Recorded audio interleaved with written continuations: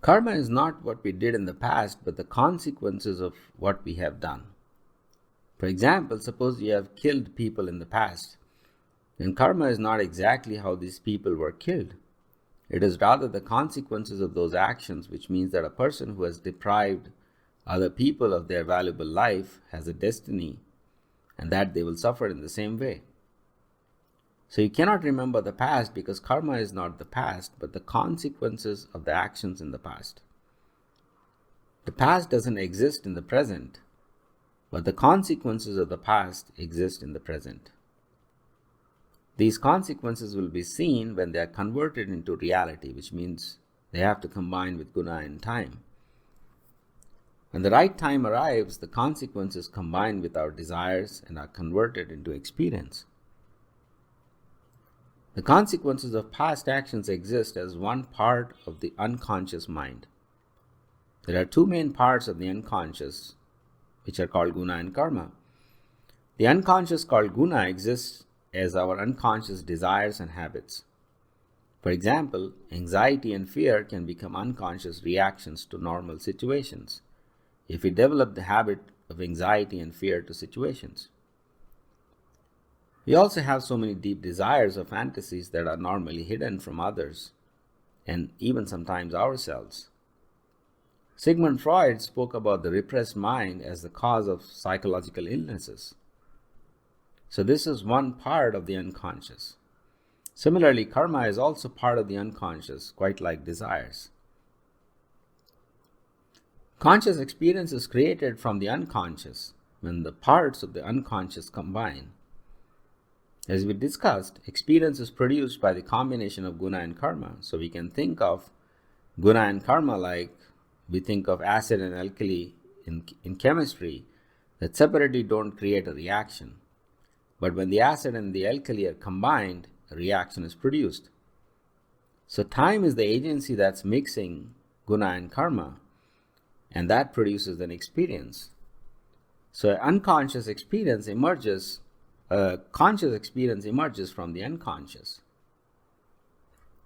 When we go into deep sleep, time stops mixing guna and karma, and therefore conscious experience is not created. If we want to know the unconscious or guna and karma, then we have to go beyond the conscious experience and be awake even during deep sleep. This consciousness during the state of deep sleep is sometimes called sushupti in Vedic texts. In the mystic yoga tradition, the purpose of yoga is to develop that wakefulness such that we are not just aware during the waking state, but also during the sleeping and deep sleep states. So if someone says that they want to know the karma, they have to develop the ability of being awake or aware even during the deep sleep state.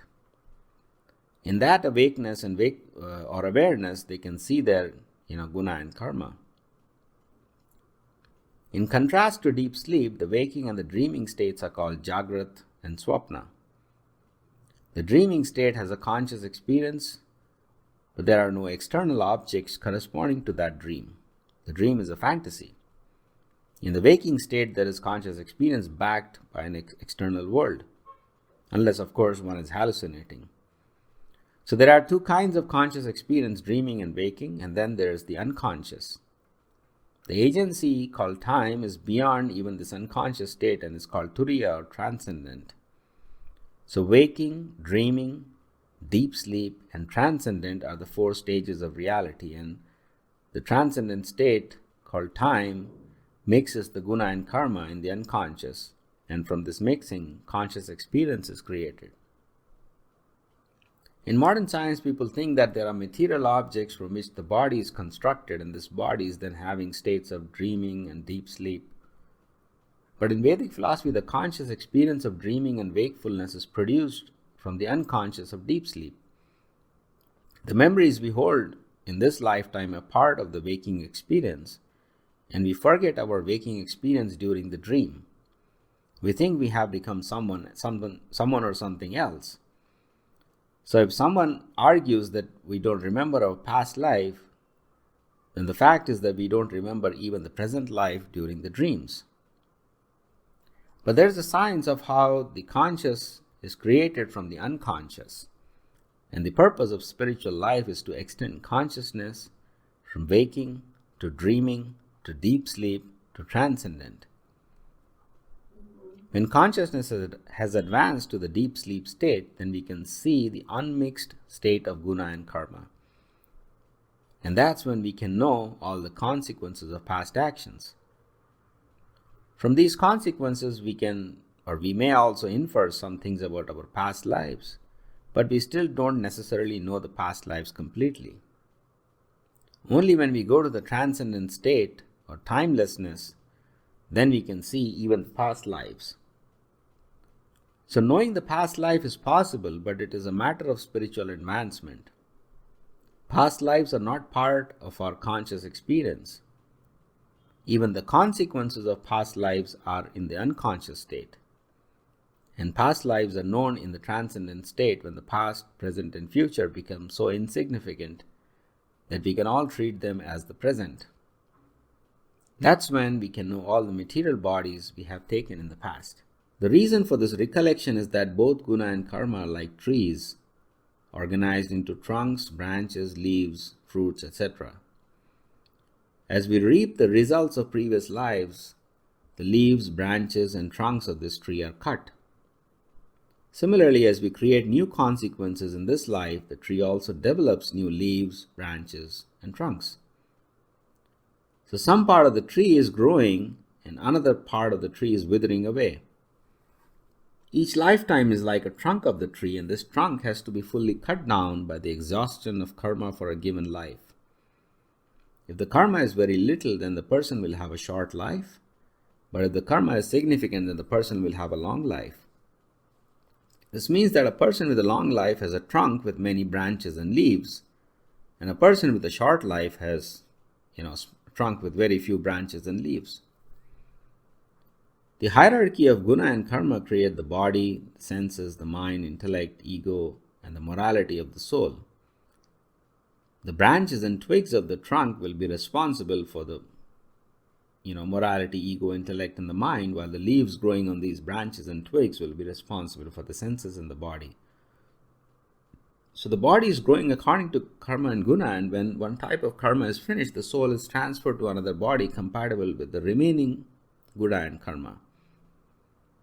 Now sometimes a person has sufficient karma to lead a long life, but their life is prematurely terminated due to adverse circumstances such as an accident. In such a situation, the trunk that was supposed to be destroyed in the previous life is not completely destroyed, although some branches and leaves of the trunk may have been cut.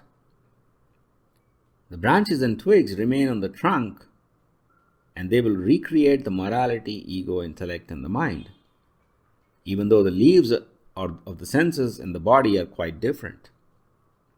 Therefore, even though the person is in a new body, he will have a recollection of the past lives. Our memory is part of the intellect, and it comprises of beliefs such as a person's bodily identity. For example, someone might have been a fighter pilot, and his intellect identifies him as such. If this fighter pilot dies prematurely, and there is leftover karma that constitutes the branches of the tree, then in the next life he will have the memory of being a fighter pilot because the intellect is carried over. This is an anomaly because generally a person is supposed to cut down the entire trunk meant for a given life, and nothing is expected to be carried over. But if it is carried over, then memory is recalled from the past. So this recall can be understood when we understand that causality and time are hierarchical. In astrology, we talk about good and bad periods. These longer good and bad periods are like branches which last for a long time. Growing from the branches of these longer periods, there can be leaves of shorter periods which are also good and bad.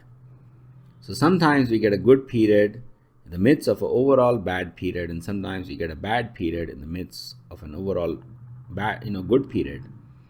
So we have to understand time hierarchically because it creates an experience comprising of a longer periods within which there are shorter periods, within which there are even shorter periods, and so on. So even when a person dies prematurely and is reborn, he continues in the same longer period that was going on in the previous life, and the experiences of that trunk are felt as if they were the experiences of this life.